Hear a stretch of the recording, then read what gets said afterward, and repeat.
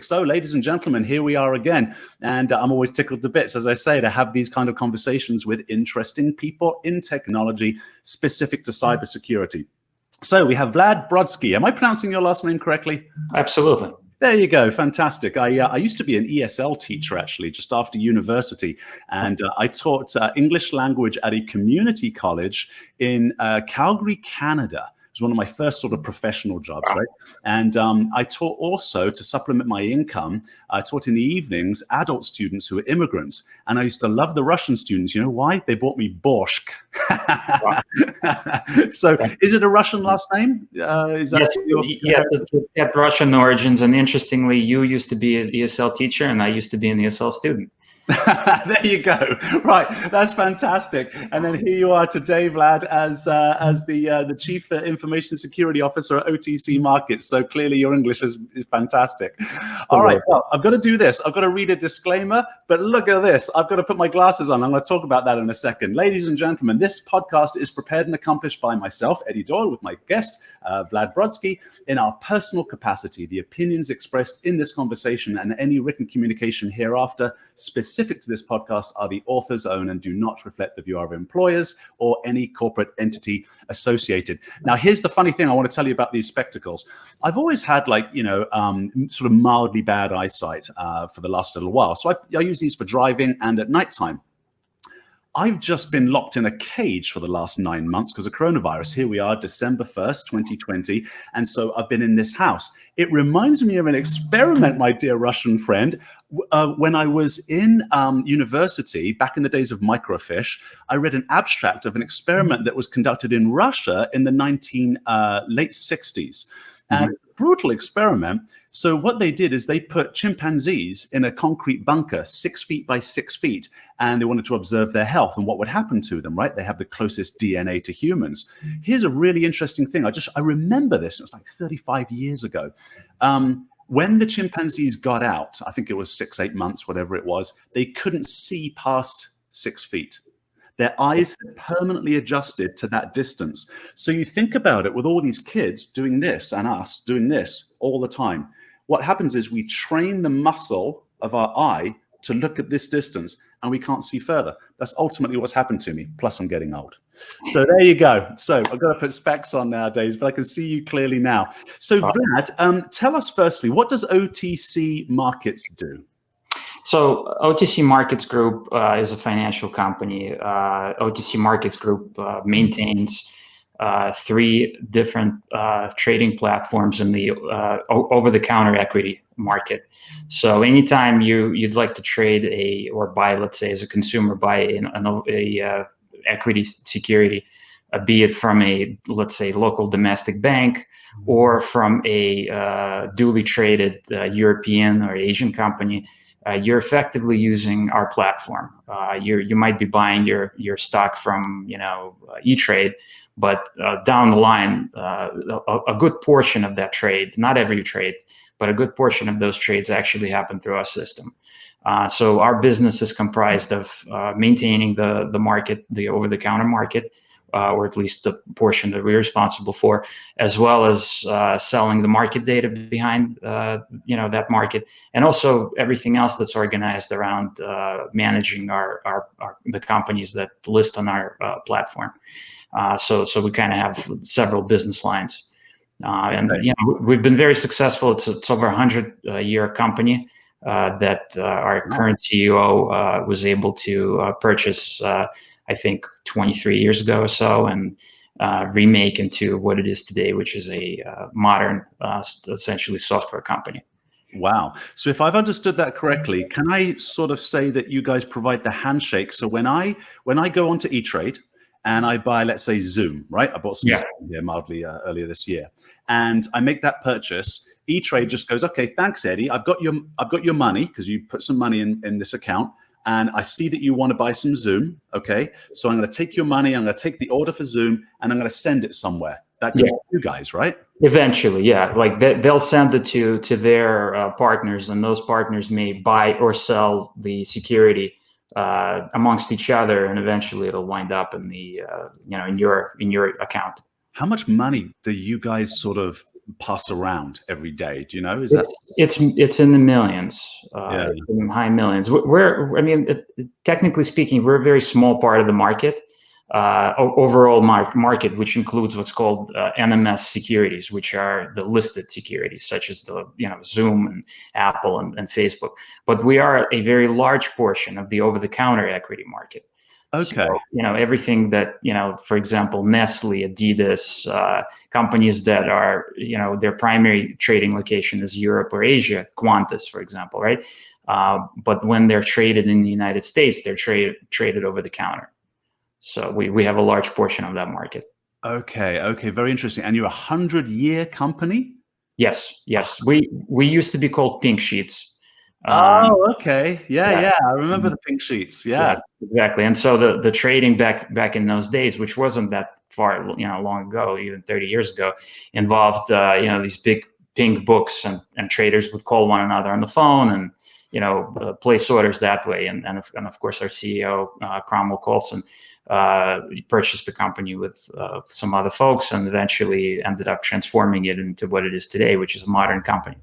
Okay, that's fantastic. So 100 years ago, do you know, did you ever hear a story? And I can't validate whether it's true. I don't have time to Google it right now, but I read it was actually, I think, a New York Times story. So I'm assuming back in the days when the New York Times was trusted, that it was true, on how the stock market originated. Do you ever hear this story about the pubs in England? This is just fascinating. I'll take it. Yeah, I believe I read some of that back in the day. Yeah. Right. So in the early days, before water was clean, everybody drank beer. Essentially, it was fermented type of juices, right? And so you had these inebriated Englishmen walking around in whatever year this was. And so, but this was normal because, water was poisonous to some degree. Of course. And so when water became cleaner, the beer houses changed to tea houses and coffee houses. Now, think about this. This was a brilliant premise. You went from a depressant to a stimulant. So overnight, the entire nation, as it goes from a depressant, drunk, to a stimulant, I'm wide awake. And in these coffee houses and tea houses of England, this is a beautiful thing that actually happened. It's what I call the democratization of money, right? So I'm a big fan of this. So people started being more awake. And they heard people talking about, well, I've got a ship going overseas. This is the old Silk Road days, right? I've got a ship going overseas, buying some spices and teas and all that stuff. And these were obviously the aristocracy. People had a lot of money. And the commoner, the so-called commoner in England, said, I want to get in on that deal. That was good for the aristocracy because they could hedge their bet. I tell you what, I'll sell you a share of my boat. Yeah. And this is how the stock market originated. And all of a sudden, they came with pieces of paper, and these tea houses and coffee houses just became bigger and bigger and bigger. And people outside saying, I want a share of this boat and that boat and this type of deal. And the stock market was birthed. It was brilliant. So would you say that your organization is a target for threat actors, like specifically? And if it is, how so? I think definitely. So on one hand, the one thing that I think at the end of the day is good for us is that we don't manage client accounts, right? So we don't have somebody's balances. You can't hack us and expect to be able to transfer money out, right? Client money. So we're not like an E-Trade or anybody else that keeps client accounts. But on the other hand, if you would want to disrupt, let's say the securities markets in the United States, we're a good target for that, right? Because obviously, like I said, we're not a huge participant in the overall equities market, right? As compared to volume, especially in national market securities. But nevertheless, in the over-the-counter equities market, we are a big participant. So just like NASDAQ and New York Stock Exchange and other venues, we do consider ourselves to be a target. As a CISO, do you go through exercises of, look, can we sit down for a moment and think like a bunch of hackers? If they were to hack us, how would they do it? And I ask that because the creativity of some of these threat actors is just insane. As an example, do you remember the hack on Twitter earlier this year? It was in July this year. Yeah. It's like, who would have thought just sending out a tweet from Elon Musk and Barack Obama's accounts saying, hey, if you give me $1,000, I'll give you $2,000 back. Just sounds ludicrous to me. But yet within 4 hours, they had amassed $118,000. And so, oh, wow, a new one. So do you go through that exercise and tell me about some of them? Yeah, we do a lot of these exercises, both from an information security standpoint, as well as from an operational standpoint, right? So we have a lot of concern, not just from a cyber standpoint, but also from what would happen if our market was down, or what would happen if an application rollout resulted in something negative happening, right? Our regulators, the SEC and FINRA, they look at us from pretty much all of those facets, right? So they expect us to be ready for pretty much anything, right? Which includes DR type of scenarios, which includes cyber scenarios, hacking, and pretty much everything in between. So we try to think outside the box for these types of things, right? We work with partners. We talk to them. We elicit ideas that way. And as a cyber leader, I also try to kind of push people to do reading on their own, do exercises, get the latest and greatest certifications. We have a lot of guys on the team who are striving for some of the most interesting cybersecurity certifications around. And I think all of those things kind of contribute to understanding what's out there, what are the possibilities, and of course the defense part of that, right? Like what can we do to try to stop attacking, right? And then thankfully, hopefully, it's been working for us. I hope to continue to be able to do that going forward with the team. You mentioned regulators, all those kind of guys. Are there any frameworks that those guys are pushing on you that you find helpful? Or if they're not, why aren't they? What can we do to improve them? Have you come across something that's like, yeah, take that certificate and that's going to be really helpful to my organization? So we're under what's called Regulation SCI, which is a SEC regulation. And good regulations don't push particular frameworks on you, right? And I do think the Reg SCI at the end of the day is a good regulation, right? And Which one? Regulation SCI. SCI? Yeah. Okay.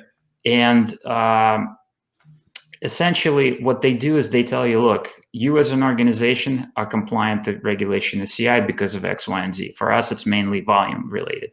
As I mentioned, we're a huge participant in the over-the-counter equities market. So, so they basically tell us and other participants that, we have to pick a framework, and we have to, stick with that framework and develop, compliance against that framework. Okay. So, for example, we use, at this point, we're using NIST 853. But if we could choose ISO, we could choose COBIT, we could choose pretty much anything that the regulator will find defensible effectively. Okay. Sorry, can you explain SCI to me? What is this? So SCI stands for, I forget already myself, compliance and integrity, basically security, compliance, and integrity, right? Okay. So effectively, what it is it's a regulation that was developed a few years back by the SEC that essentially tries to improve the information security and operational delivery of market participants. Right, and there are certain guidelines behind which, if you have a certain amount of volume as a company, right, in the stock market, or if you, if you're only a single participant, or if you're, if you fit into certain kind of criteria, you essentially have to have certain levels of controls. I look at that Regulation SCI as kind of a catch-up for trading firms from what the banking companies have had to deal with for the past 20 or 30 years, right? So this is essentially a way that the regulator, the SEC in this case, and FINRA, are able to ensure, or at least try to make sure, right, that you as a company have the best possible integrity and security in the industry, right? And this really stemmed from things like the flash crash that occurred a few years ago, right? Some years ago, and some other events that where venues like New York Stock Exchange, NASDAQ, and others suffered interruptions to trading, right? Because at the end of the day, the SEC's one of their primary objectives is taking care of the investors, right? The folks who, like you and I, might want to buy a stock in the middle of the day today, but they can't because the venue is not available because of some issue. Either they didn't do a proper testing, or they rolled out a bad software patch, or they got hacked by somebody, right, from a different country, let's say, right? So the idea behind this regulation is to basically review everything that you're doing and show the regulator, right, that you have proper controls in place, and that you understand your risks, and that you're taking appropriate steps in order to mitigate those risks and deliver the best possible product for investors. My audience is sort of a technical generalists with leaning into cyber. What is a FINRA? Oh, it's a financial regulatory authority. Okay, how do they differ from the SEC? So FINRA is there's some overlap, let's just say, right? But FINRA is essentially a self-regulated organization, as they call it, right? So it's an organization that is sponsored by everybody, all other financial organizations, right? That's how they effectively derive their funding, and their job is to make sure that everything from proper methodologies are used within these firms, as well as FINRA takes care of all the licenses, for example, right? So I'm licensed. I have a bunch of serious licenses, right, which I need in order to do my job, right? If you want to be able to trade stock in the United States, stocks, right, you, for example, need at the minimum Series 7 license. Right. So FINRA takes care of that licensing, right? And then, of course, everything around, suspending traders or other financial representatives that may not be, quote unquote, good people, or they're not doing a good job, right? All of those types of activities have to be managed by an organization. That's what FINRA does. That's part of what they do.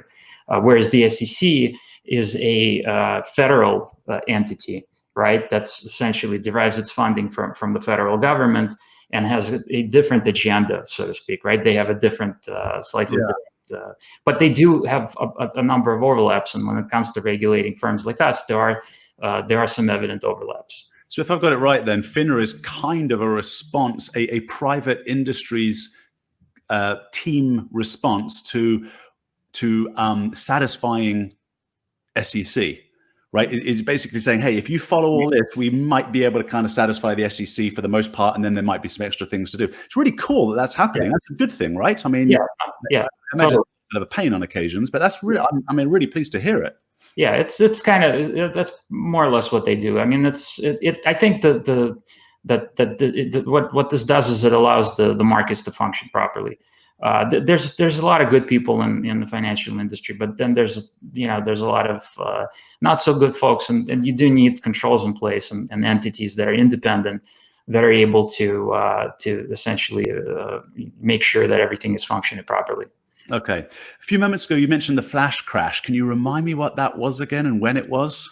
I don't remember the exact year, but effectively, a number of what happened was the stock market effectively crashed, and if I remember correctly, the crash occurred due to some high frequency trading issues that occurred within the market, right? And so very quickly, what was scary, I guess, to the regulators and really the public as well, is that the stock market was able to lose a significant percentage of its value very, very quickly, right? So steps have been put in place since then to ensure that that does not occur again, right? As an example, if you remember from March, there were several instances where the stock market was paused after it dropped by S&P 500 dropped by 7%, right? So there are rules in place that you can Google that talk about what happens if the market drops, below 7% or 7% or more within a certain amount of time between these hours of the day. And then what happens, if it drops again 13%, and then so on and so forth, right? So these things were created, in order to make sure that these types of crashes don't have such a debilitating effect on the value of the market, right? Because at the end of the day, you want to protect the value of the stock market, because it's been, just a monumental thing for growth and financial growth and economic stability and so on and so forth. Right. All right. I want to make a tangent into your life story, Vlad. So I want to hear about it. Now, did you immigrate to the United States? Because as a former ESL teacher, I'm not hearing a strong accent, my friend. I just got it from your name, not the accent. So well done. Well, how old were you when you came over? So I came about a month before my 12th birthday. Okay. So I came from Ukraine. Okay. Yeah, and at the time, Ukraine was still part of the Soviet Union. Mm. And we arrived. We came to Queens, my family and I, Queens, New York, in around April 1990. Okay. And that time, shortly thereafter, I started 7th grade, and I went into a what at the time was called bilingual Russian class. I was going to ask you, did you speak any English at the time? I knew about 100 words that I learned back in Ukraine. Wow, man. And so, I came, but, I had the advantage of youth and a lot of American cartoons. And so that's right. I know pop songs and cartoons and TV spread a language around the world. Yeah. Good for you. And here you are today, the CISO of a very important critical infrastructure company. I think that's amazing. So, okay, in Ukraine, by the way, I'm embarrassed to ask this of kind of a languages guy. Is there a Ukrainian language or is it all Russian? Oh, and of course, there's a Ukrainian language and a huge Ukrainian identity, which I think have only grown since the breakdown of the Soviet Union in 1991.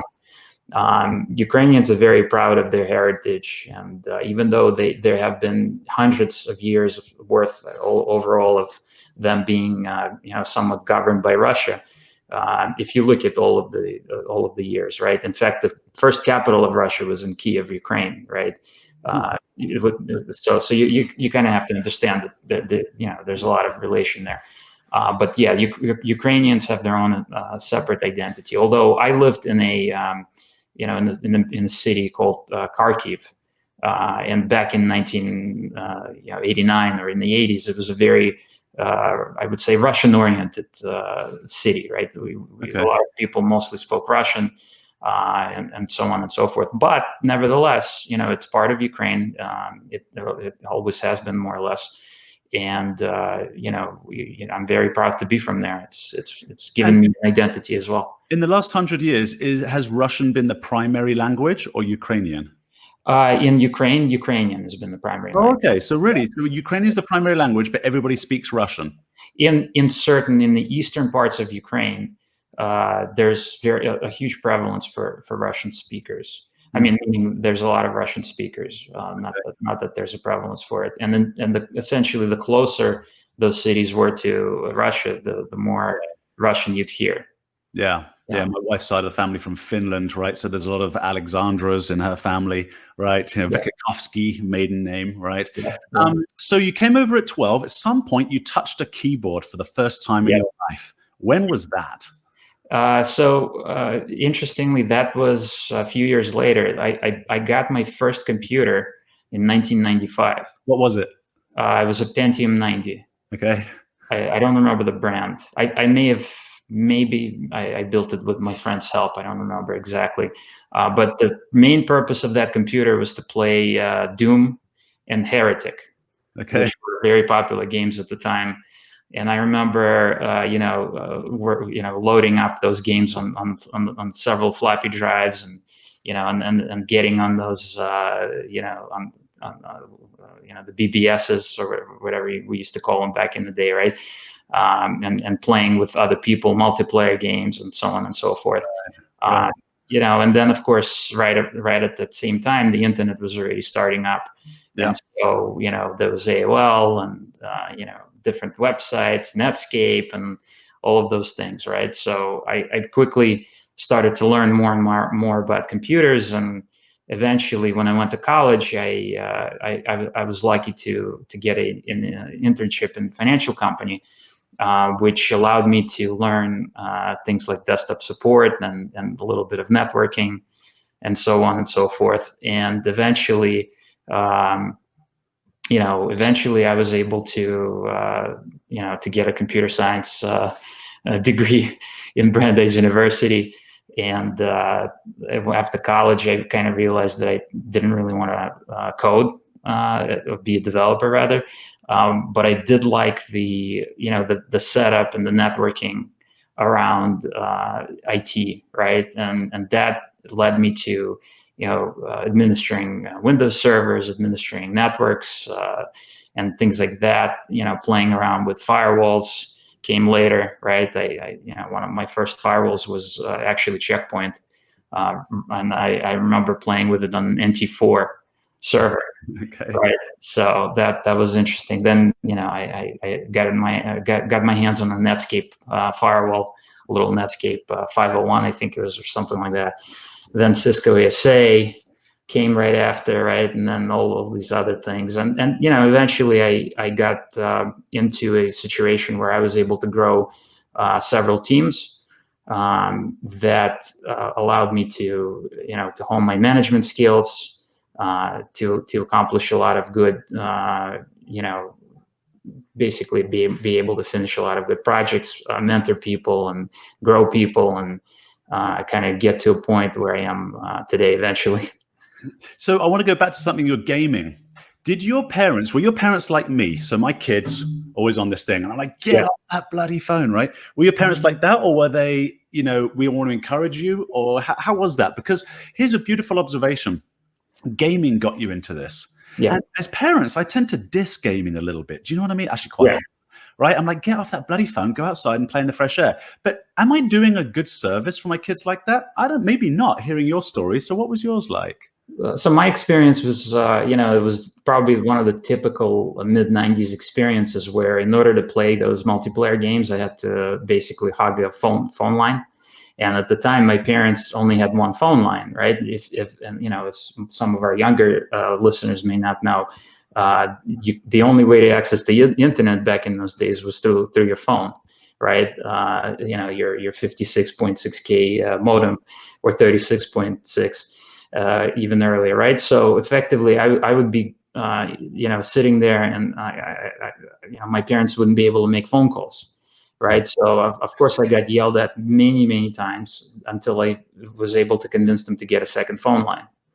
And my father, I remember before college, he was mad at me that I was always on my computer, and he hadn't yet discovered the internet at that point. And I remember when I got back from college, and I moved back in with my parents to save up some money for an apartment. All of a sudden, I find my father sitting on the internet all day long. I'm like, Dad, what's going on? A few years ago, you were telling me that that I shouldn't be on my computer all day long, and now here you are. Can't stop reading the news and looking at whatever videos are available at the time. It was during that era, as a matter of fact, that even the banks. So here's a really cool story. You mentioned the Checkpoint firewall. Of course, it was the first firewall, and so this was the day when, as you say, with the younger listeners, where banks go, oh, this is kind of interesting. Maybe we can communicate. And you picked up the phone receiver and you plunked it on this modem, right? Well, in actual fact, banks were just doing this all the time. No firewall. Nothing. Just like, we're connected. That's really good for business. Yeah. I understand that. It's innovation. It's let's try things, and a complete naivety about what threat actors might do. Look, the internet was developed as a military application after all, right? It's got redundant military grade engineering in it.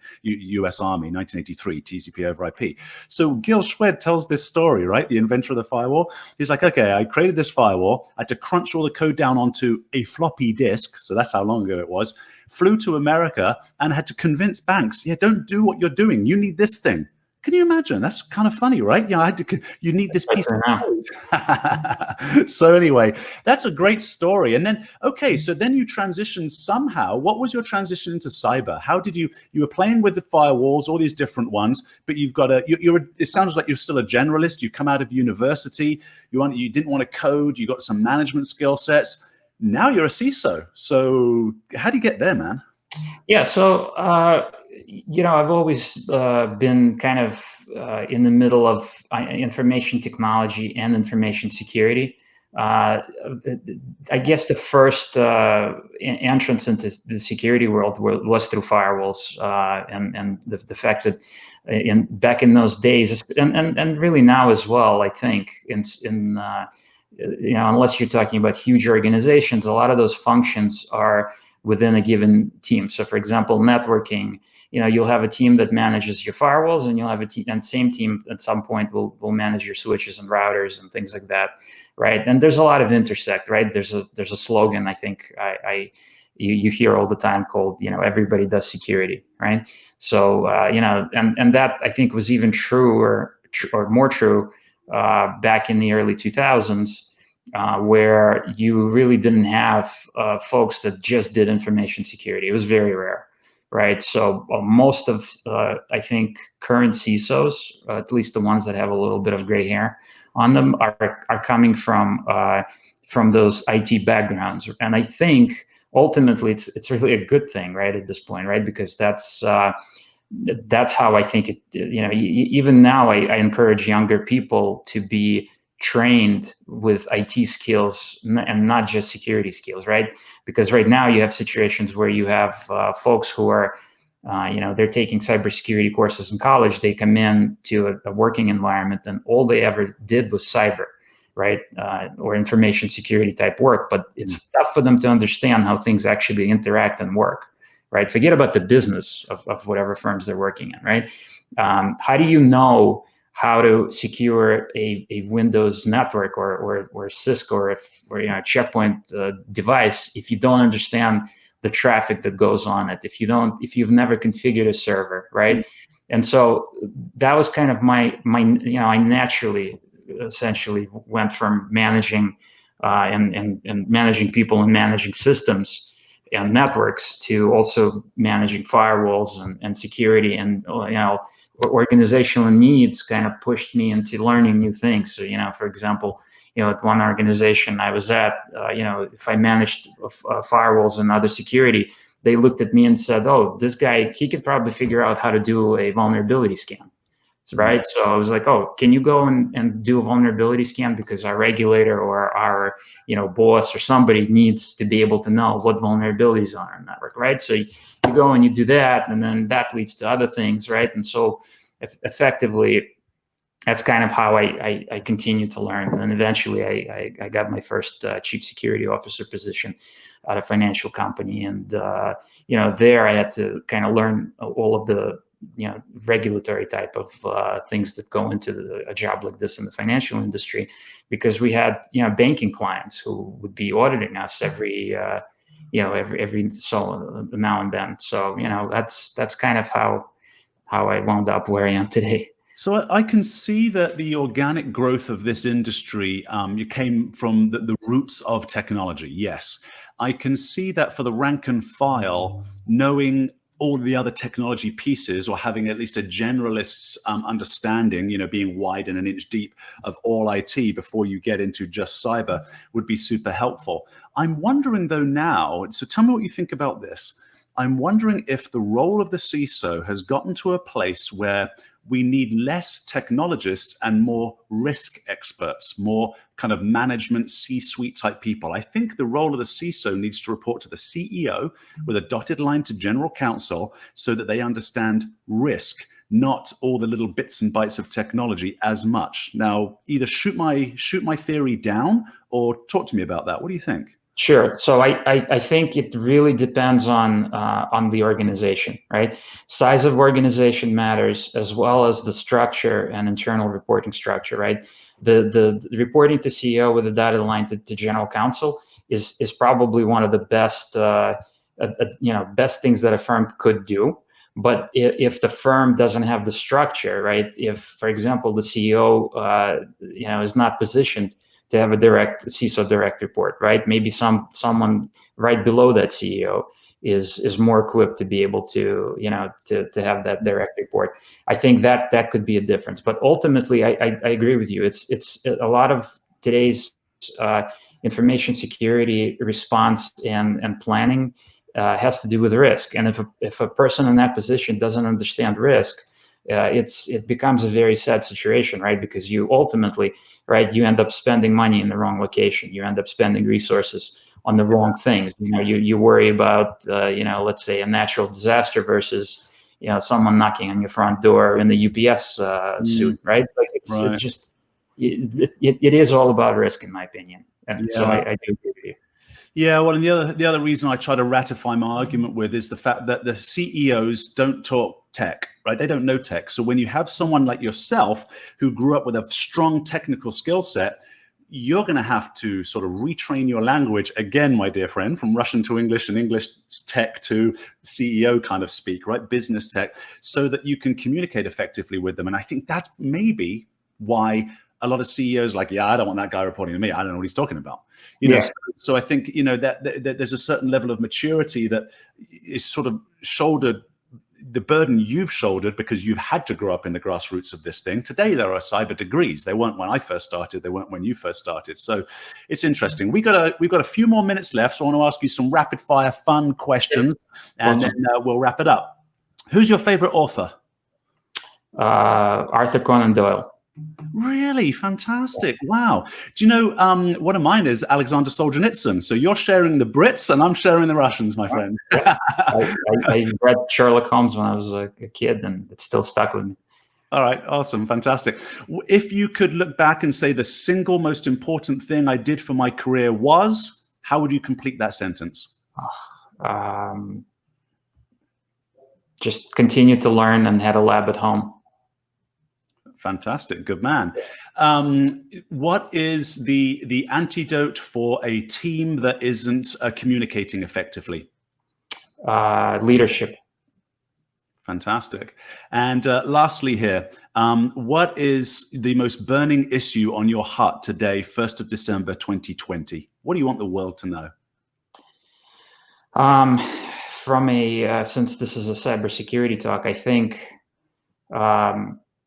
think personal cybersecurity protection is something that I would encourage everybody to take another look at, right? Meaning, are you protected at home, and is your life as protected as can be, right? From a cyber perspective, right? It's almost, to give a example, we wear masks because of COVID right now to protect others and ourselves. You look at all the accounts you have, look at, your email account, your phone account. Do you have PINs and passwords? Do you have multi-factor authentication? Are you sharing too much information with people that you shouldn't be sharing it with, and so on and so forth? I think that's very important, right? If you can, especially for cyber professionals, right? If you can protect yourself at home, you can protect yourself in your business, I think. That's beautiful, man. Thank you. So, ladies and gentlemen, if you want to reach Vlad Brodsky, you can on LinkedIn. You simply need to type in Vlad, Brodsky, and then put CISO OTC Markets. He'll come up. We would be very happy to have a joint formal conversation with you over LinkedIn. If you have any questions, love to see comments, questions, dialogue right there. In the attachments tab on this Bright Talk webinar, you will see assets that you can download. We want to be able to provide you as much protection as possible. I love the fact, Vlad, you finished with personal protection. Maybe we'll also add a few documents there for the archive as well. Vlad Brodsky, thank you. Very grateful, my friend. Good luck, everybody. And thank you for your time.